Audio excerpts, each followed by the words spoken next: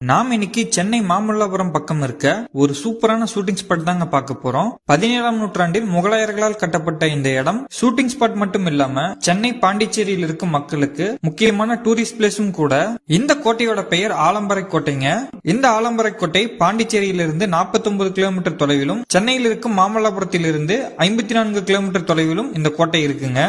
நரேன் அவர்கள் நடித்த நெஞ்சிருக்கும் வரை படத்தில் வரும் ஒரு முறை பிறந்தேன் பாடல்ல பாதி பாடலே இந்த ஆலம்பரை கோட்டையில் தாங்க எடுத்திருப்பாங்க.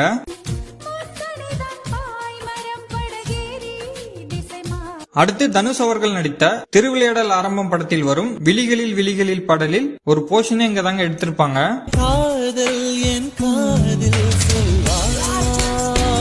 பரத் மற்றும் பசுபதி அவர்கள் இணைந்து நடித்த படம் வெயில். இதில் பசுபதி அவர்களுக்கு வரும் பாடலான உருகுதே மருகுதே பாதி பாடலே இந்த கோட்டையை சுற்றி தாங்க எடுத்திருப்பாங்க.